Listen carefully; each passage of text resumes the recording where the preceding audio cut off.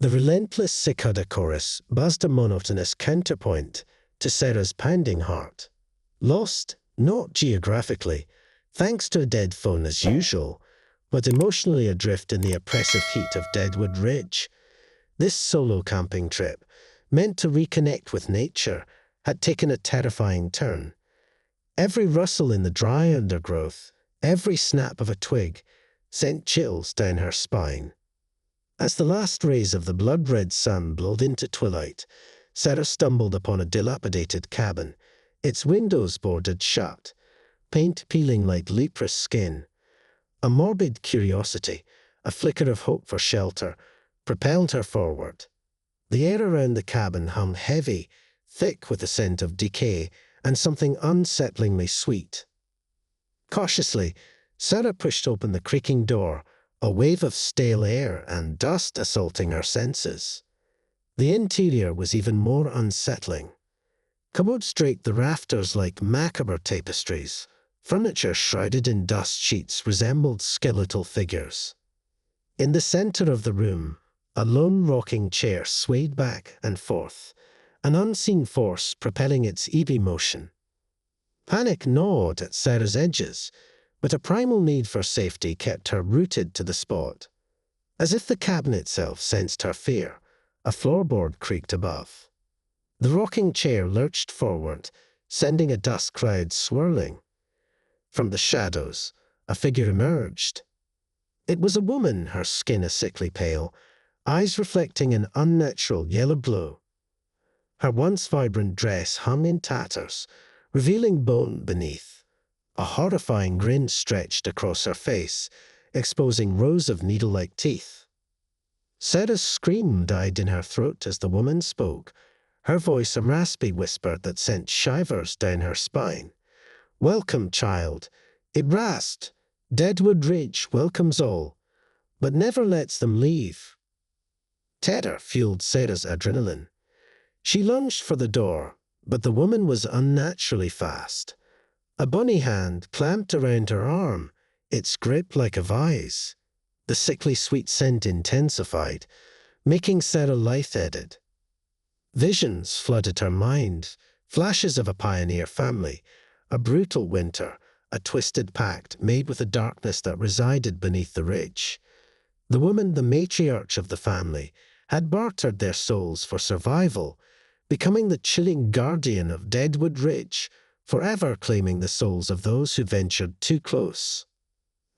As the woman leaned in, Sarah knew she couldn't fight back physically, but desperation sparked a flicker of inspiration.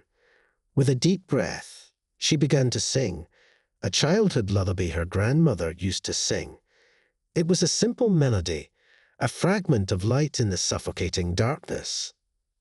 The effect was instantaneous. The woman recoiled, the yellow glow in her eyes dimming. The rocking chair stilled. Sarah pressed her advantage, her voice gaining strength. The lullaby, a beacon of innocence and warmth, pushed back the darkness that clung to the woman and the cabin. Tears streamed down Sarah's face, a mixture of fear and defiance. As the last notes of the lullaby faded, the woman let out a guttural scream, dissolving into a cloud of black mist that dissipated through the broken window. Dawn found Sarah slumped against the cabin wall, the lullaby echoing in the silence. Exhausted but alive, she stumbled out of the cabin. The ridge still seemed ominous, but the oppressive feeling had lifted. The cicada chorus now sounded like a welcome serenade, the heat a comforting embrace. Though shaken to her core, Sarah emerged from Deadwood Ridge forever changed. The solo camping trip became a chilling encounter with a malevolent entity, a stark reminder of the darkness that can lurk beneath the seemingly ordinary. Yet it was also a testament to the power of even the simplest act of defiance, a childhood song, a flicker of hope, a refusal to succumb to the terror. As Sarah walked away, the dilapidated cabin loomed in the distance, a silent sentinel against the rising sun. The ridge would hold its secrets, but it would never claim her. She carried the memory, a chilling reminder of the night she faced the darkness, and survive with a song.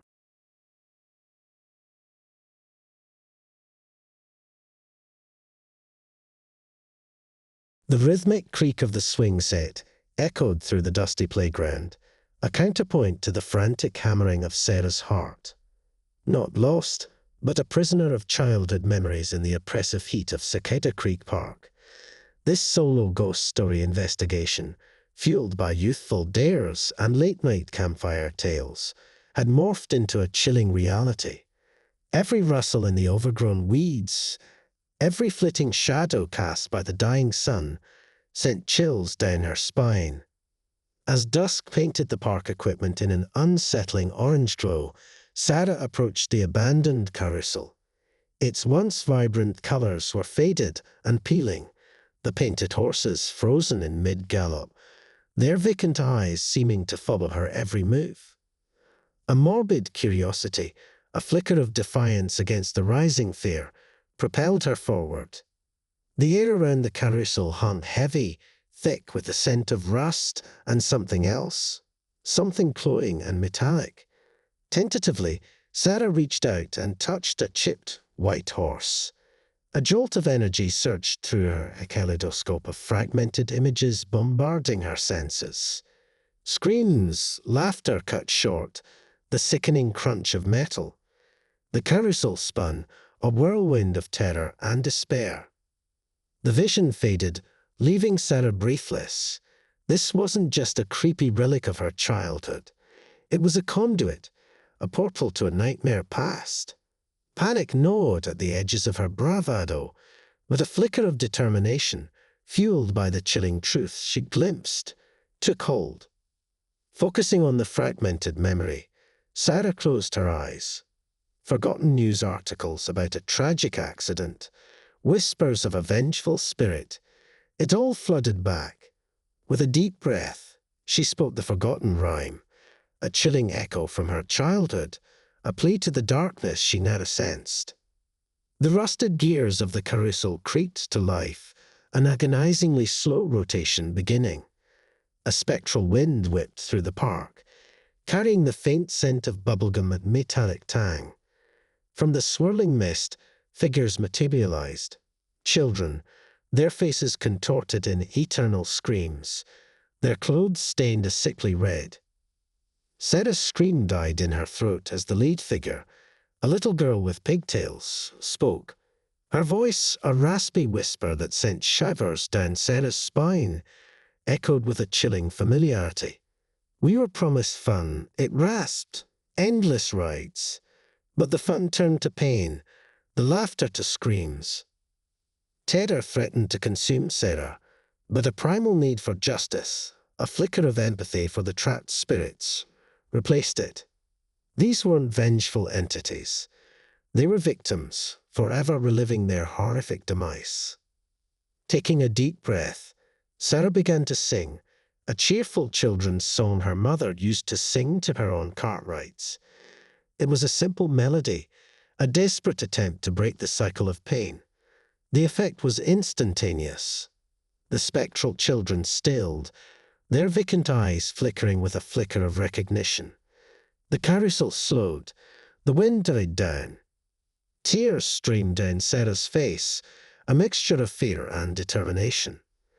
As the last notes of the song faded, the spectral children shimmered, their faces softening, a hint of peace replacing the eternal scream. With a collective whisper of thanks, they dissolved into wisps of light, finally free. Dawn found Sarah slumped on a park bench, the cheerful melody echoing in the silence. Exhausted but strangely lighter, she walked out of Cicada Creek Park. The park would still hold its secrets, the rusted carousel a chilling reminder, but the oppressive feeling had lifted. The Cicada chorus now sounded like a psalm of solace, the heat a comforting embrace. Though shaken to her core, Sarah emerged from Cicada Creek Park forever changed. The solo ghost story investigation became a chilling encounter with a tragic past, a stark reminder of the darkness that can linger in seemingly innocuous places. Yet it was also a testament to the power of even the simplest act of kindness, A childhood song, a flicker of empathy, a refusal to be consumed by the horror. As Sarah walked away, the carousel stood frozen in the distance, a silent sentinel bathed in the golden light of dawn. The park would heal, the grass would grow back, but the memory of the children and the chilling carousel ride would forever be etched in her heart, a reminder of the night she faced the darkness and brought peace with a song.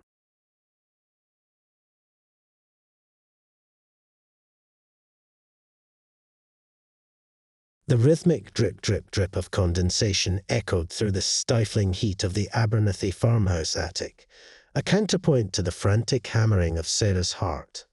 Not lost, but trapped in a suffocating maze of dusty furniture on a solo ghost hunting expedition fueled by online rumors and a thirst for the paranormal. Her phone, as always on these adventures, lay useless on the floor, a testament to the unnerving isolation. The air hung heavy with the scent of mildew and something else, something faintly sweet and cloying. As dusk painted the cobweb-draped windows an eerie orange, Sarah stumbled upon a hidden room tucked away behind a massive wardrobe. Curiosity, a flickering ember in the oppressive silence, propelled her forward. The rusted lock yielded with a groan, revealing a dimly lit space cluttered with antique dolls, their porcelain faces staring at her with vacant black eyes. An unsettling feeling, a prickling sensation on the back of her neck, urged her to flee. But before she could retreat, a voice, a chilling whisper that seemed to emanate from the dolls themselves, echoed in the room. "Welcome, Sarah," it rasped, the sound sending shivers down her spine. "We've been expecting you."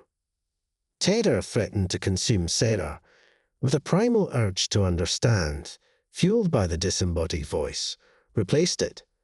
Stepping into the room, she brushed against a dusty dollhouse, its miniature furniture eerily familiar. A fragmented memory flickered in her mind, a childhood birthday party, a grand dollhouse filled with laughter and joy. But the memory soared, replaced by a chilling sense of dread. Focusing on the fragmented image, Sarah closed her eyes. Forgotten diary entries, whispers of a strange illness, a sudden disappearance. It all flooded back. The Abernethy family, the owners of the farmhouse, had a daughter, Amelia, who vanished without a trace. The whispers hinted at a dark secret, a connection to the ornately carved dollhouse. Taking a deep breath, Sarah spoke the name that echoed in her memory. "Amelia," she called out, her voice trembling slightly. The room grew colder, the air swirling with an unseen energy. The porcelain dolls seemed to shift, their vacant eyes focusing on Sarah. From the dollhouse, a spectral figure emerged, a young girl with long dark hair, clad in a faded party dress. "You shouldn't have come," the figure rasped, her voice filled with a chilling sadness.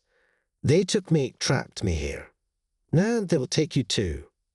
Tears welled up in Sarah's eyes. Amelia wasn't a malevolent spirit. She was a victim, forever bound to the dollhouse, a constant reminder of her tragic demise. Fear morphed into a desperate need to help, to break the cycle of suffering. Thinking back to the forgotten diary entries, Sarah remembered Amelia's love for a specific lullaby, a song her mother used to sing to her. With a deep breath, she began to sing, the melody filling the dusty room with a sense of warmth and comfort. The effect was instantaneous. The spectral figure of Amelia shimmered, a flicker of peace replacing the chilling sadness in her eyes. The porcelain dolls stilled, their vacant stares softening. The air grew lighter, the oppressive feeling lifting. As the last notes of the lullaby faded, Amelia smiled, a bittersweet farewell. With a whisper of gratitude, she dissolved into a shower of sparkling light, finally free. The room plunged back into darkness, but the oppressive feeling was gone, replaced by a sense of serenity. Dawn found Sarah huddled on the floor of the hidden room, the lullaby echoing in the silence. Exhausted but strangely lighter, she emerged from the attic. The Abernethy farmhouse would forever hold its secrets, the dusty dolls a chilling reminder, but the oppressive feeling had lifted. The summer heat now felt comforting, the chirping of birds a welcome melody. Though shaken to her core, Sarah emerged from the Abernethy farmhouse forever changed. The solo ghost hunting expedition became a chilling encounter with a tragic past, a stark reminder of the darkness that can linger in seemingly ordinary places. Yet it was also a testament to the power of even the simplest act of compassion, a childhood lullaby, a flicker of empathy, a refusal to be consumed by the horror. As Sarah walked away, the farmhouse stood silent and foreboding in the distance. The dolls within were still, but Sarah knew they now held a memory of a lullaby sung, a promise of peace whispered on the summer breeze.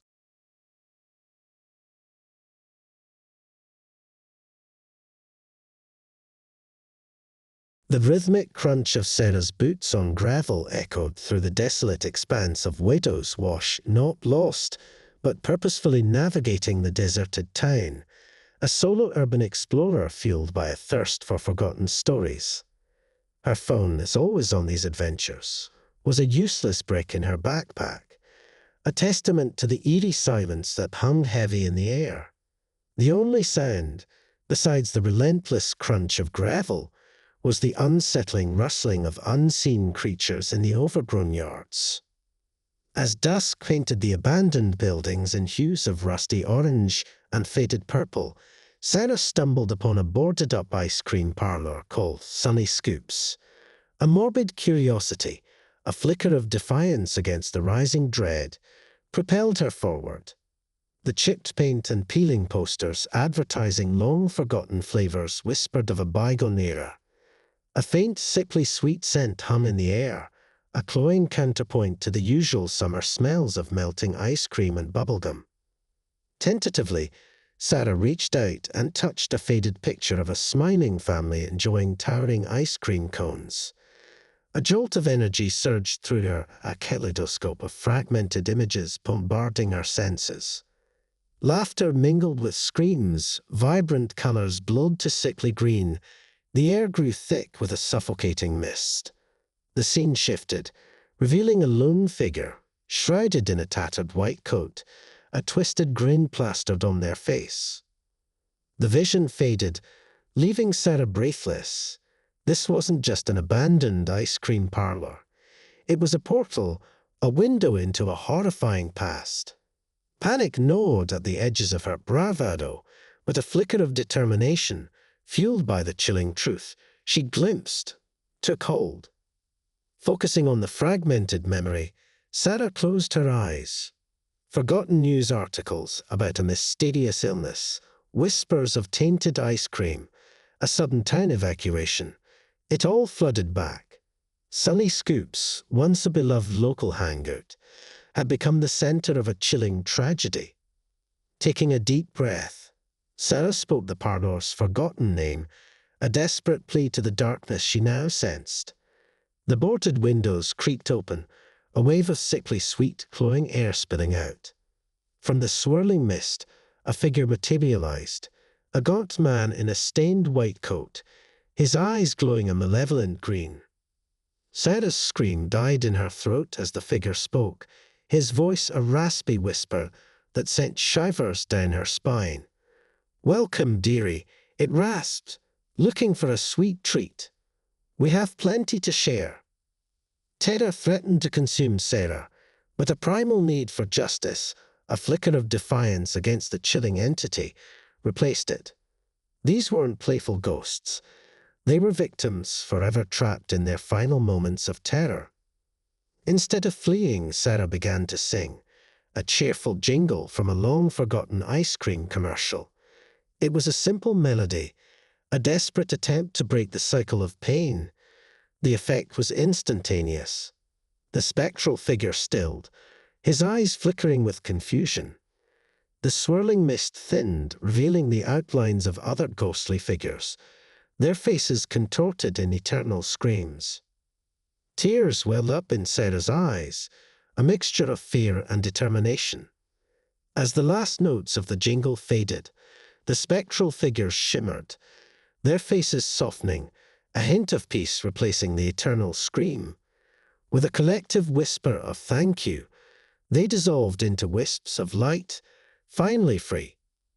Dawn found Sarah slumped on the curb outside Sunny Scoops, the jingle echoing in the silence. Exhausted but strangely lighter, she walked away from the deserted town.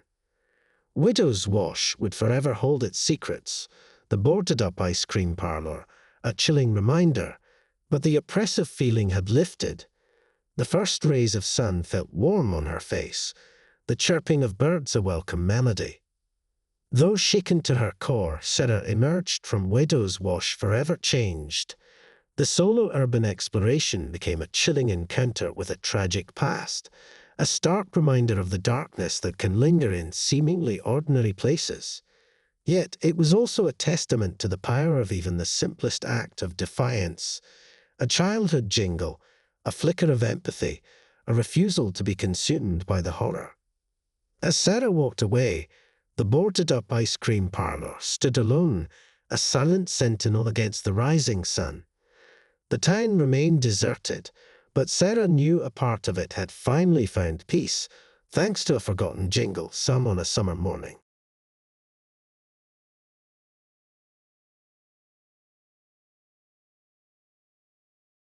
The rhythmic hum of cicadas filled the stifling air of Hollow Creek Campground, a counterpoint to the frantic hammering of Sarah's heart.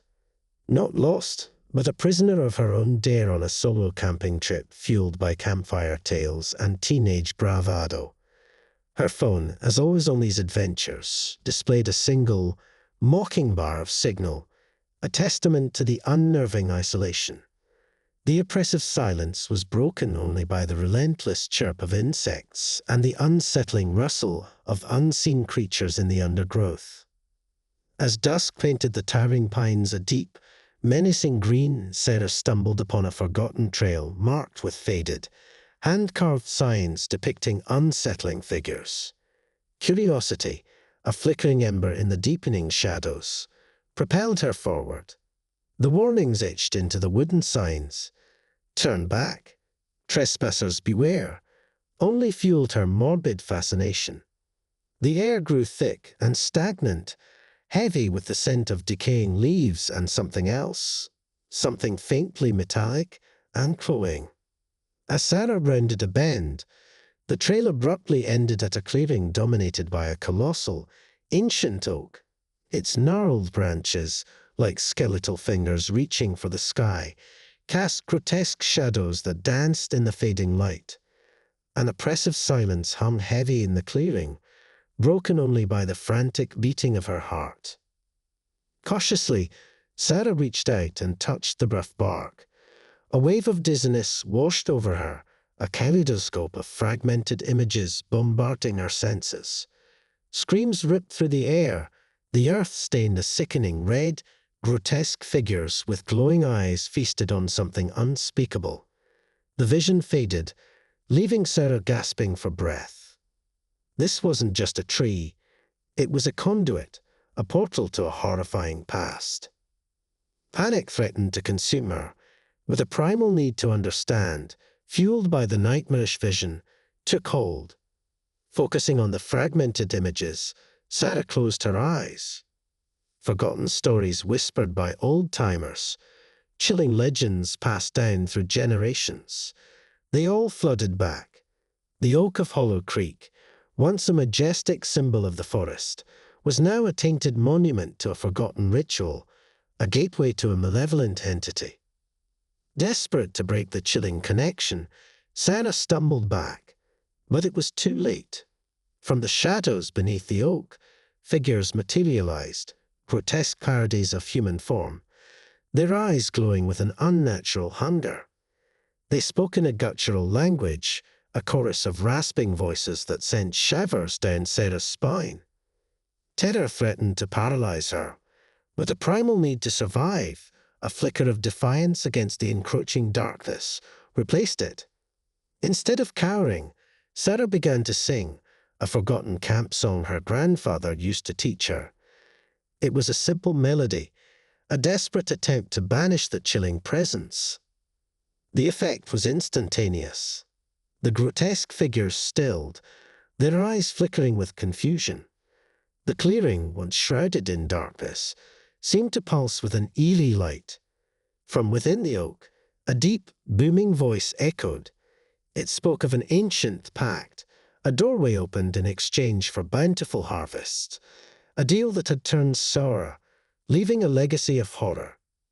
Tears welled up in Sarah's eyes, a mix of fear and determination.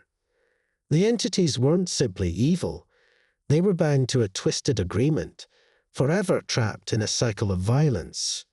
With a deep breath, she poured her heart into the song, weaving a melody of hope and forgiveness into the darkness. As the last notes faded, the clearing bathed in a gentle golden light. The grotesque figures shimmered, their corrupted forms dissolving into wisps of smoke. The booming voice from the oak softened, uttering words of gratitude and a promise to seal the broken pact. With a final tremor, the portal beneath the oak closed, plunging the clearing back into darkness. Dawn found Sarah huddled beneath the oak, the forgotten camp song echoing in the silence.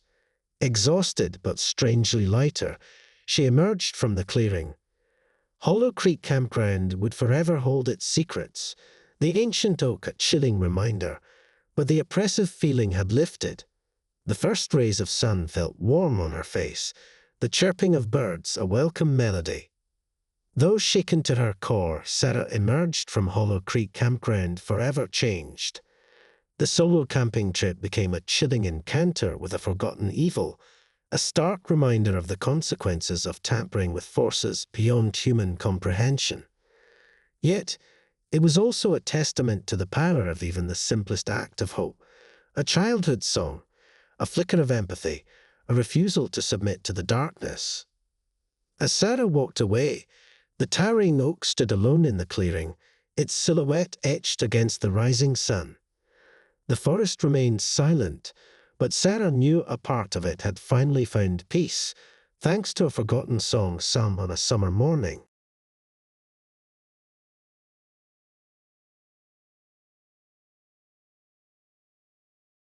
The rhythmic creak of the tire swing echoed through the twilight hush of Whispering Pines Park, a counterpoint to the frantic hammering of Sarah's heart. Not lost, with a prisoner of childhood memories on a solo photography expedition fueled by a yearning for the idyllic past. Her phone, as always on these nostalgic adventures, was a useless brick in her backpack, a testament to the eerie silence that hung heavy in the air. The park, once a vibrant hub of laughter, now stood deserted, the equipment coated in a layer of dust and neglect. As dusk painted the peeling paint of the place structures a sickly orange, Sarah found herself drawn to the abandoned funhouse. Its crooked facade, once adorned with cartoon figures, now leered with chipped paint and vacant eyes. A morbid curiosity, a flicker against the rising dread, propelled her forward. The air inside was thick with the scent of mildew and something else, something faintly metallic and unsettling. Tentatively, Sarah reached out and touched a faded funhouse mirror, its warped reflection distorting her image into a grotesque caricature. A jolt of energy surged through her, a kaleidoscope of fragmented images bombarding her senses. Laughter turned to screams, joyous colors blurred to sickly green, the funhouse echoed with the frantic scrambling of unseen figures. The scene shifted, revealing a lone figure, a young boy in a clown costume, his face contorted in terror. The vision faded, leaving Sarah breathless. This wasn't just an abandoned funhouse. It was a tomb, a repository of a chilling past. Panic gnawed at the edges of her bravado, the flicker of determination, fueled by the glimpse of the terrified boy, took hold. Focusing on the fragmented memory, Sarah closed her eyes. forgotten news articles about a malfunctioning funhouse ride, whispers of a missing child, a hushed-up tragedy. It all flooded back. The once beloved Whispering Pines Park had become a place of sorrow, the funhouse forever tainted by the disappearance of a young boy. Taking a deep breath, Sarah spoke the boy's name, a desperate plea to the darkness she now sensed. The warped mirrors creaked and groaned, distorted figures flickering within their depths.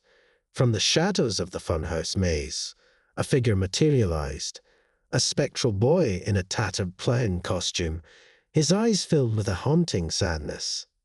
Sarah's scream died in her throat as the figure spoke, his voice a raspy whisper that sent shivers down her spine. Lost, forever lost, he rasped, his voice echoing through the cavernous funhouse. Terror threatened to consume Sarah. With a primal need for justice, a flicker of empathy for the lost child replaced it. This wasn't a vengeful spirit. He was a victim forever trapped in the funhouse, a constant reminder of his tragic demise. Instead of fleeing, Sarah began to sing, a cheerful children's song her grandmother used to sing to her when she was afraid of the dark.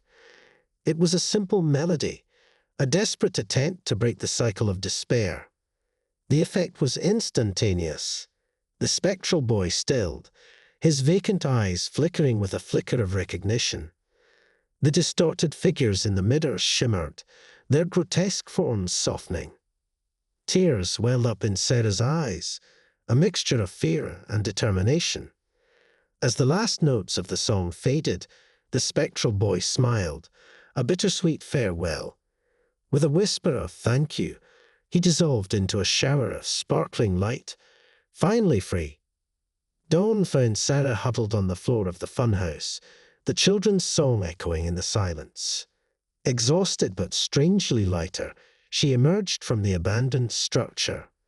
Whispering Pines Park would forever hold its secrets, the dilapidated funhouse a chilling reminder, but the oppressive feeling had lifted.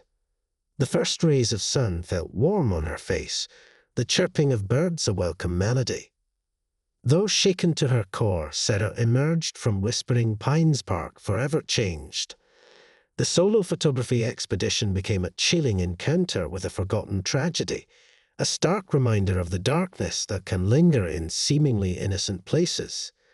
Yet it was also a testament to the power of even the simplest act of kindness, a childhood song, a flicker of empathy, a refusal to be consumed by the horror.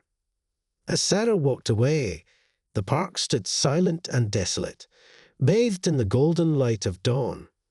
The funhouse remained closed, a monument to a life lost, but Sarah knew a part of it had finally found peace, thanks to a forgotten song sung on a summer morning.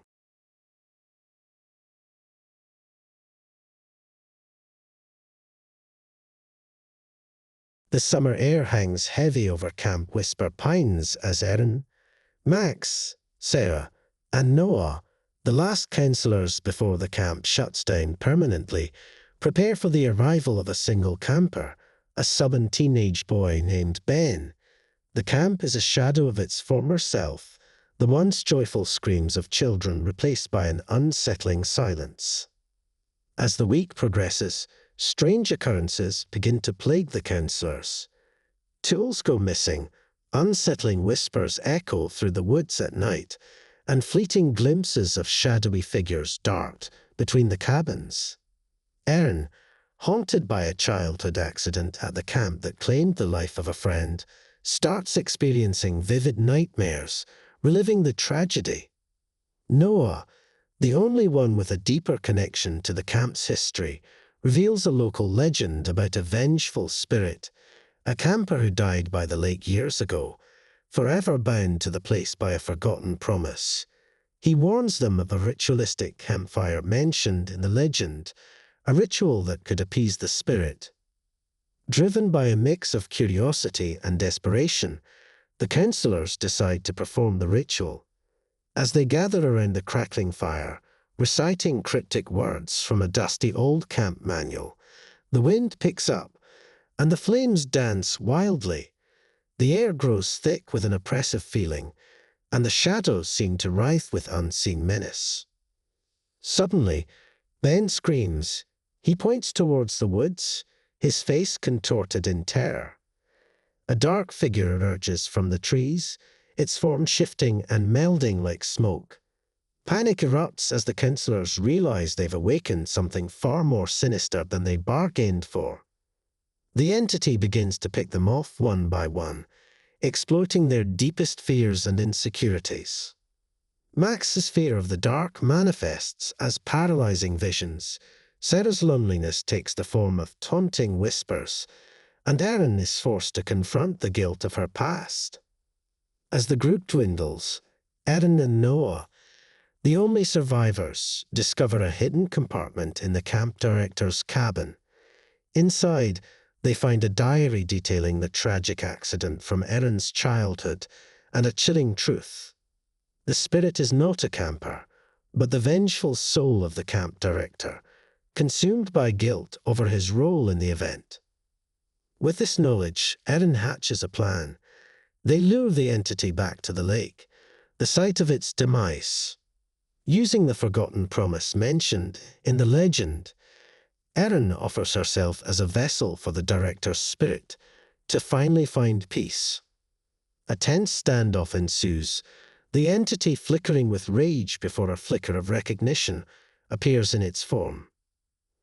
The climax plays out in a heart-stopping battle between Erin and the entity. As Erin confronts the spirit with the truth and the pain it has caused, a sense of sorrow emerges from the entity. With a final mournful wail, the entity dissipates, leaving behind an unsettling quiet.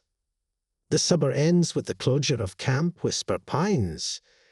Erin and Noah, forever marked by their experience, walk away, leaving the secrets of the camp buried beneath the overgrown pathways. But as they turn to leave, a single flicker of light catches Erin's eye, a faint campfire ember glowing defiantly in the distance, a chilling reminder that some stories never truly end.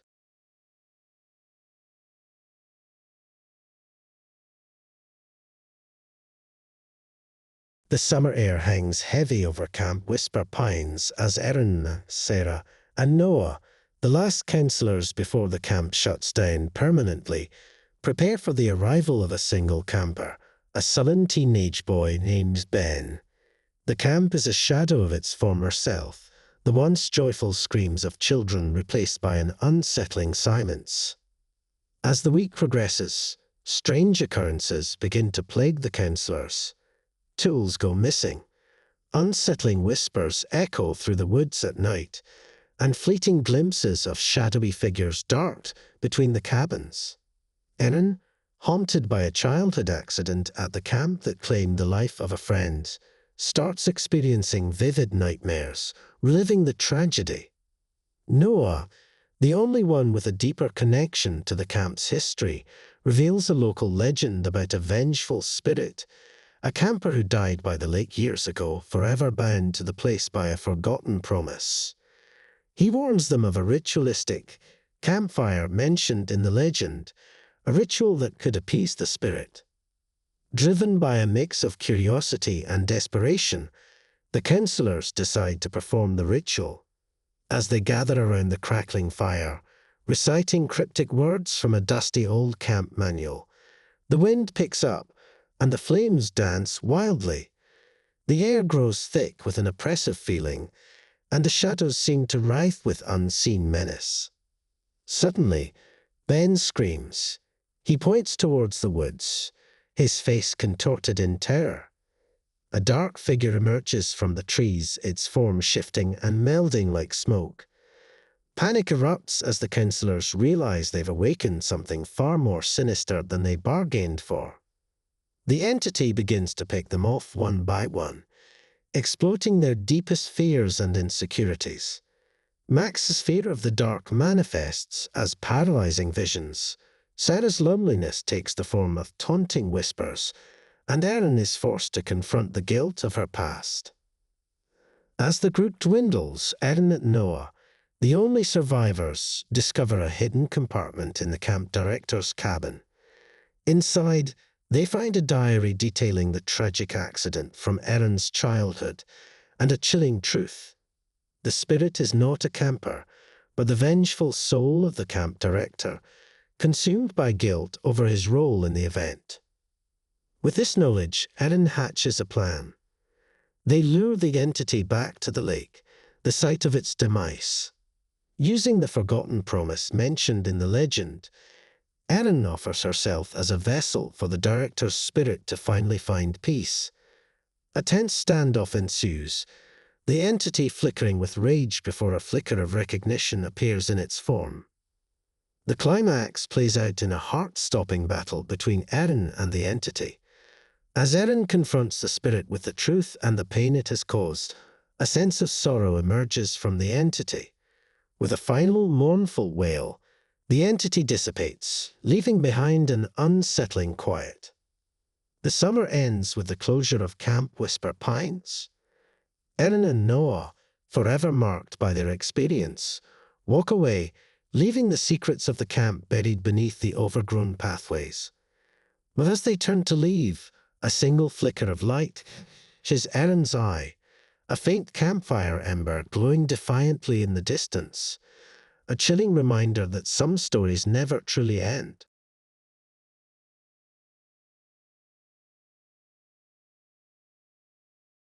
Hollow Creek exists in a perpetual state of twilight. The sun never fully rises, casting an unsettling gloom over the town. Legends speak of a hidden cave, guarded by an unseen force, that holds the key to eternal light. Venturing outside after dusk is strictly forbidden, a chilling reminder of a past tragedy. Ash, a rebellious teenager yearning for escape, gathers her friends, Lily, the bookworm with a thirst for knowledge, Marco, the techie perpetually connected to his phone, and Tro, the social butterfly seeking excitement. Fueled by a mix of curiosity and defiance, they decide to embark on a forbidden camping trip. Their target, the legendary cave. As they venture deeper into the woods, the twilight thickens, and an oppressive silence descends. Lily, drawing on her historical knowledge, recounts the tale of the cave, a story of a greedy townsfolk who sought to exploit the cave's light for their own gain, unleashing a darkness that shrouded the town forever. Reaching the cave entrance, they discover a swarm of bioluminescent fireflies, their light an unsettling green that pulsates in the gloom. Ignoring the warnings etched on the cave wall, they press on, their phones offering the only source of illumination besides the eerie fireflies. Inside the cave, they find a hidden chamber, its walls adorned with ancient murals, depicting a creature of pure darkness feeding on a radiant light source. As they move closer, their phones flicker and die, plunging them into complete darkness. Panic sets in as the unsettling glow of the fireflies intensifies. Suddenly, the fireflies attack. They are not mere insects, but monstrous creatures with razor-sharp mandibles, drawn to the faint light emanating from their bodies. In the ensuing chaos, Tro is snatched away, her screams swallowed by the darkness. Driven by fear and a desperate need to survive, the remaining friends fight back, using anything they can find, sticks, rocks, even their shattered phone screens, to ward off the relentless swarm. Lily stumbles upon a hidden passage, a potential escape route. The climax plays out in a heart-stopping chase through the dark caverns. Ash, Marco, and Lily race for the passage, pursued by the ravenous fireflies. Marco, consumed by fear, trips and falls, sacrificing himself to buy his friends time. Reaching the passage, Ash and Lily scramble through, emerging back into the twilight. Exhausted and shaken, they mourn their lost friends, the weight of their actions settling in. The legend spoke of the darkness guarding the light, but they realized that true darkness resided within the human heart, the greed that sought to exploit the cave's power, and the fear that blinded them to the true cost. As they look back to Hollow Creek, the first rays of a hesitant dawn peek through the horizon, a sliver of hope breaking through the oppressive twilight. But the memory of the monstrous fireflies and the friends they lost serves as a chilling reminder of the darkness that lurks just beyond the light.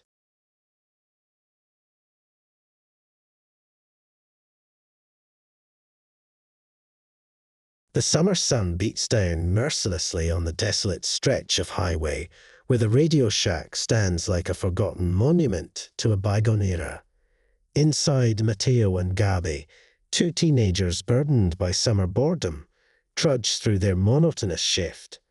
Mr. Sizemore, the store's perpetually grumpy owner, spends his days tinkering with dusty electronics and muttering cryptic warnings about the dangers of technology. One sweltering afternoon, a delivery arrives, a large, ornately carved wooden radio unlike anything they've seen before. Mr. Sizemore, his eyes gleaming with a strange excitement, instructs them to place it on display in the center of the store. The radio crackles with an unnatural static, a sound that sends shivers down their spines. The first sign of trouble arrives in the form of distorted radio broadcasts. News reports turn into nonsensical gibberish, music warps into unsettling cacophony, and cheerful jingles morph into chilling whispers. Customers become increasingly erratic, their conversations laced with paranoia and fear. Gabi, ever the skeptic, dismisses it as a technical glitch, but Matteo, with his heightened awareness, notices a pattern. The radio broadcasts seem to target specific individuals, preying on their deepest fears and insecurities. A customer known for his gambling addiction hears a relentless voice urging him to place one last bet. A woman with a fear of public speaking hears a recording of her own voice mocking her anxieties. Driven by a sense of responsibility and a growing unease, Matteo and Gabi decide to investigate. They delve into Mr. Sizemore's cluttered backroom, a treasure trove of forgotten electronics and cryptic symbols scrawled on dusty shelves. There, they discover a hidden manual detailing the radio's dark history, a tool used by a cult to manipulate and control minds. Mr. Sizemore, cornered, reveals himself as the last remaining member of the cult, determined to use the radio to reshape the town in his twisted image. A tense standoff ensues, with Matteo and Gabi using their knowledge of electronics to fight back. They attempt to disrupt the radio's signal, a desperate scramble of wires and circuit boards fueled by adrenaline and fear. The climax plays out in a battle of frequencies. Matteo, drawing inspiration from his music-making skills, manages to create a counter-signal, a melody that disrupts the radio's malevolent broadcast. The static intensifies, the room crackles with energy, and the radio explodes in a shower of sparks. Mr. Sizemore, defeated and his power broken, slumps to the floor, muttering incoherently. The distorted broadcasts cease, replaced by the comforting hum of static. The town slowly returns to normal, the unsettling influence of the radio fading with the last rays of the setting sun. Matteo and Gabi, forever marked by their experience, emerge from the Radio Shack, a sense of accomplishment mixed with a lingering unease. The store remains open, but the radio is gone, a stark reminder of the darkness that can lurk within the most innocuous of places. As they walk away, a faint, distorted melody seems to echo in the distance, a chilling whisper of the power they babely contained.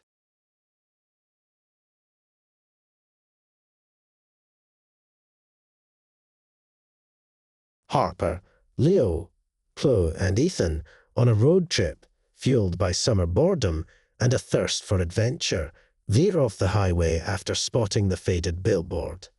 The carnival, shrouded in an unsettling silence, beckons them with its promise of forgotten thrills. Despite Leo's warnings about the eerie atmosphere, the lure of adventure proves too strong. As they step through the creaking carnival gates, A wave of dust and the faint scent of popcorn assaults their senses. Rusted rides stand frozen mid-motion, their faded paint peeling like sunburnt skin. The only sound is the mournful creak of a Ferris wheel swaying in the dusty breeze. An unsettling feeling grows as they explore the carnival. Faded funhouse mirrors reflect distorted images, and the distorted laughter of a hidden clown recording echoes through the deserted midway. A sense of unease settles in. Where are the carnies, the crowds, the joyful chaos that should fill a carnival? The first sign of trouble comes in the form of a malfunctioning fortune teller booth. Tro, drawn by the mystique, enters the dusty booth. A raspy voice crackles from the speaker, not offering fortunes but pronouncements of doom, preying on her deepest insecurities. She stumbles out, shaken and pale. Leo, ever the skeptic, dismisses it as a cheap trick, but Ethan, his fear of clowns spiraling, insists they leave. Harper, however, fueled by a morbid curiosity, insists on exploring further. They split up, their playful banter replaced by a growing sense of dread. The carnies, monstrous figures with exaggerated features and vacant eyes, emerge from the shadows. Ethan finds himself pursued by a nightmarish clown with razor-sharp teeth. Leo stumbles upon a twisted version of the ring toss game, the rings replaced with rusty shackles. Tro is trapped in a hall of mirrors, her reflection morphing into a grotesque caricature of herself. Harper, realizing the danger they're in, attempts to reunite the group. They use their knowledge of carnival games and attractions to fight back, using slingshots from a deserted shooting gallery, throwing pies from a rotten pie-throwing booth, and navigating the distorted funhouse to reach a hidden exit. The climax plays out in a heart-stopping chase through the labyrinthine carnival grounds. The carnies, relentless in their pursuit, corner them at the top of the Ferris wheel. As they scramble for a way down, Ethan, overcoming his fear, uses his knowledge of mechanics to dismantle the Ferris wheel's gears, sending it crashing to the ground, creating a diversion for them to escape. They manage to flee the collapsing carnival just as the Ferris wheel crumbles, leaving the carnies buried in the wreckage. Exhausted and shaken, they speed away, the fading silhouette of the carnival a chilling reminder of their encounter. The summer continues, but the experience leaves a permanent mark on them. They carry a newfound respect for the darkness that can lurk beneath the surface of seemingly harmless fun, a chilling reminder of the night they were almost trapped in the carnival of lost souls.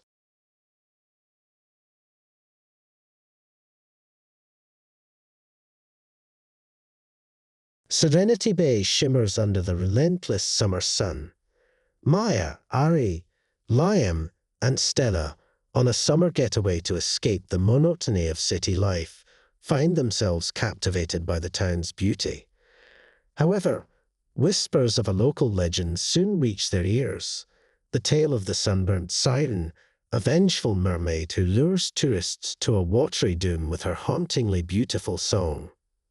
Liam scoffs at the legend, dismissing it as a fabricated story to scare tourists. Ari, ever the thrill-seeker, proposes a harmless prank, recording Liam singing off-key on the beach and claiming it's the siren's song.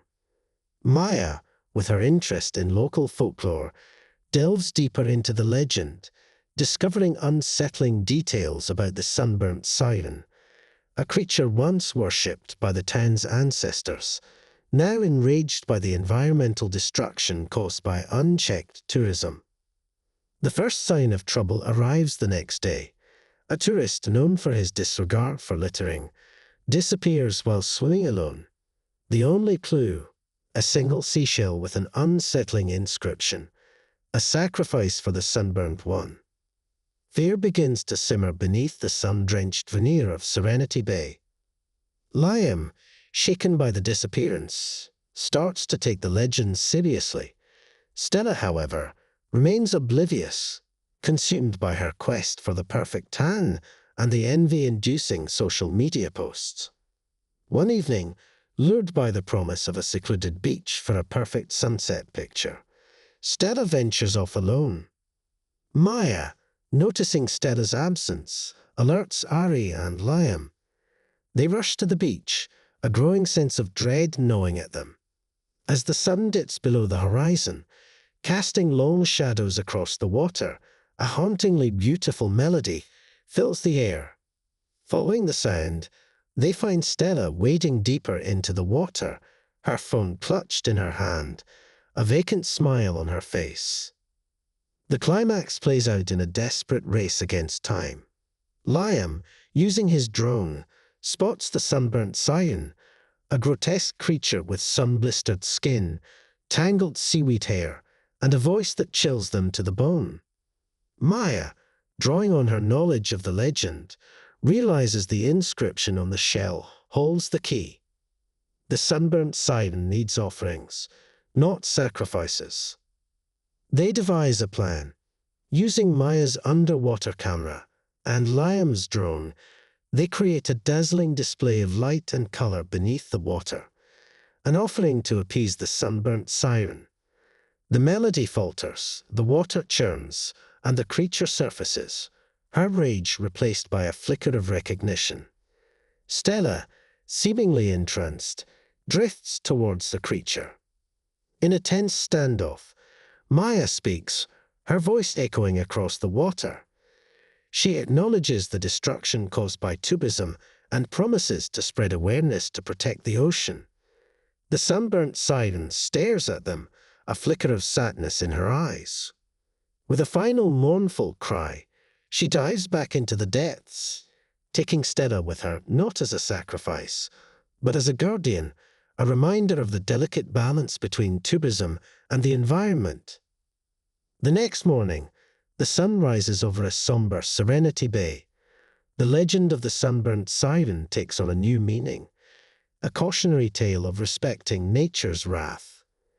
Maya, Ari, and Liam leave the beach town, forever marked by their encounter, vowing to spread the message of responsible tourism.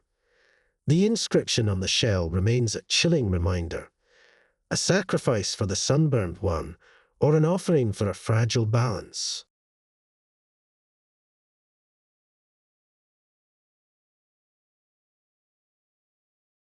The city simmers under the relentless summer sun. Amelia, a struggling artist, stifled by her dead-end job, dreams of showcasing her work at a prestigious gallery. Noah, a cynical journalist scraping by on clickbait articles, longs for a story that will reignite his fading passion for truth. Their paths cross on a scorching afternoon, drawn by the irresistible melody of Mr. Frisbee's ice cream truck. Mr. Frisbee, with his unsettlingly wide smile and a twinkle in his eyes, seems to know exactly what they crave. He offers Amelia a unique ice cream flavor, recognition ripple, and Noah a scoop of Pulitzer punch.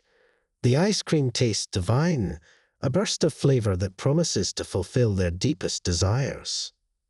That night, however, their dreams turn into unsettling visions. Amelia sees her artwork displayed in a grand gallery, but the faces of the admirers are twisted in mockery. Noah finds himself writing a sensationalized story, but it fuels public outrage and tarnishes his reputation. A sense of unease settles in. Was it just a strange dream or something more sinister? The next day, they encounter Mr. Frisbee again, the same unsettling smile plastered on his face. This time they hear whispers emanating from his truck, a voice that seems to speak directly to their deepest insecurities. Amelia hears whispers of her artistic shortcomings. Noah doubts his journalistic integrity. Driven by a mix of curiosity and fear, they decide to investigate. Noah digs into Mr. Frisbee's past, finding unsettling rumors of a traveling salesman who left a trail of broken dreams and shattered aspirations in his wake. Amelia delves into the history of ice cream flavors, discovering a forgotten recipe, whispering dreams, set to manipulate the minds of those who consume it. The climax plays out in a desperate race against time. They confront Mr. Frisby, his smile faltering for the first time. He reveals himself as a disgruntled artist, his own dreams crushed, now seeking to twist the dreams of others for his twisted amusement. A struggle ensues, Amelia using her artistic skills to create a distraction with colourful paint splatters, while Noah broadcasts a live stream on social media, exposing Mr. Frisby's manipulative tactics. The public outcry is swift and fierce, forcing Mr. Frisby to flee, his jingle fading into the distance. The heatwave eventually breaks, leaving behind a sense of cautious optimism. Amelia and Noah, forever marked by their experience, find new paths forward. Amelia, inspired by her encounter, creates a series of paintings depicting the dark side of desire. Noah, determined to use his journalism for good, writes an exposé on the dangers of manipulation and the importance of chasing genuine dreams. The ice cream truck never returns, but the experience serves as a chilling reminder. Sometimes the sweetest treats can come with the bitterest consequences.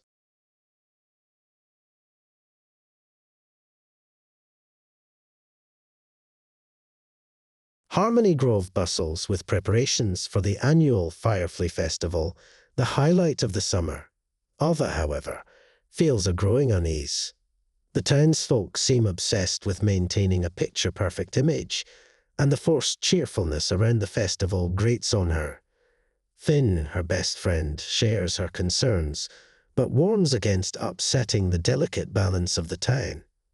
One evening, exploring the town's forgotten corners, Ava stumbles upon an old, dusty book detailing the history of the festival. It speaks of a time when the fireflies were revered, not exploited. A ritual, now shrouded in secrecy, trapped the fireflies' light, allowing the town to bask in its glow. Ava realizes the festival's brilliance comes at a terrible cost. The next day, the first sign of trouble emerges. Fireflies, usually vibrant and abundant, appear listless, their light a dull flicker. The townsfolk remain oblivious, attributing it to the approaching storm. Ava, however, sees a connection between the dwindling firefly light and the frantic preparations for the festival. Driven by a sense of responsibility and a growing fear, Ava confides in Finn. Together, they delve deeper into the town's history, uncovering a hidden chamber beneath the festival grounds. Inside, they find a disturbing contraption, a network of mirrors and crystals, designed to capture and amplify the firefly's light.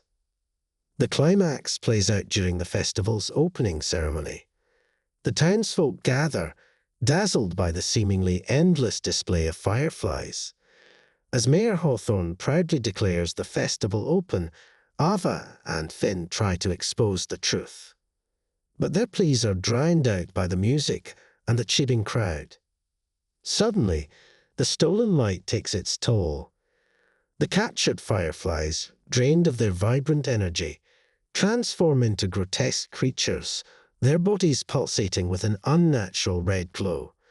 They break free from their confinement and attack the townsfolk, their touch extinguishing the stolen light. Panic erupts as the festival grounds descend into chaos. Ava and Finn, utilizing Finn's knowledge of electronics, manage to overload the contraption, releasing the remaining captured fireflies. The town is plunged into darkness, but the stolen light returns to the freed fireflies, their brilliance now tinged with a newfound defiance. The townsfolk, shaken and humbled, must rebuild their traditions on a foundation of respect for nature. Ava and Finn become local heroes, forever marked by their encounter with the vengeful fireflies. The Firefly Festival continues, but with a renewed focus on appreciating the natural beauty of these ephemeral creatures, a reminder of the delicate balance between tradition and exploitation.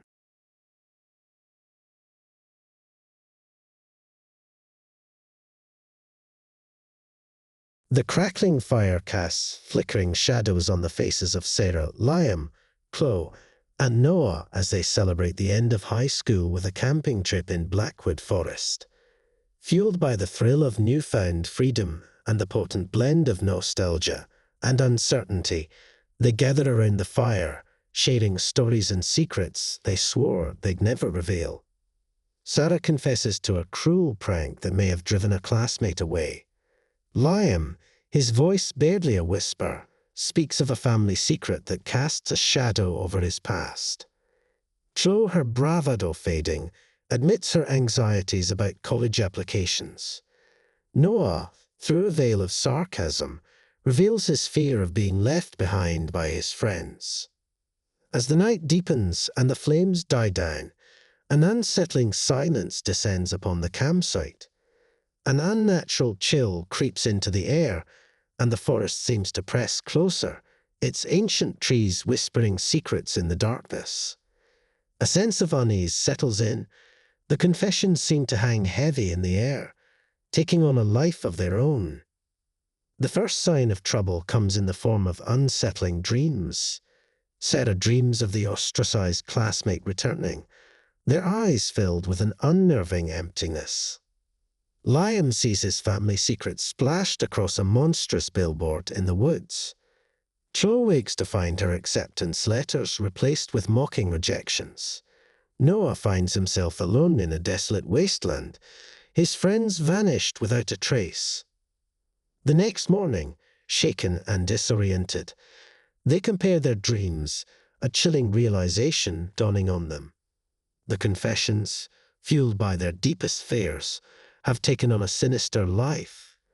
The whispers they dismissed as rustling leaves now seem to echo with a malevolent intent. Driven by a mix of fear and determination, they delve deeper into the forest, hoping to find an explanation. Their search leads them to a hidden clearing, dominated by a gnarled, ancient tree, a site rumored to be the gateway to the spirit world. As they approach, the whispers intensify, morphing into a chilling voice that feeds on their anxieties, twisting their confessions further.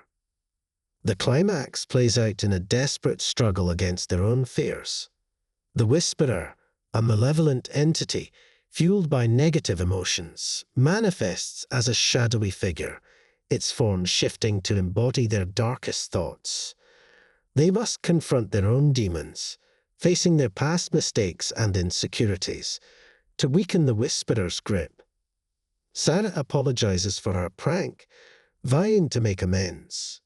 Liam finds the courage to share his family secret, breaking the cycle of fear. Chloe embraces her challenges, her anxieties replaced by determination. Noah reaches out to his friends, forging stronger bonds of connection. Weakened by their honesty and newfound strength, the Whisperer retreats back into the darkness. The forest seems to sigh with relief, the oppressive silence lifted. They return from their camping trip, forever marked by their encounter, but with a newfound appreciation for the power of truth and the importance of facing their fears.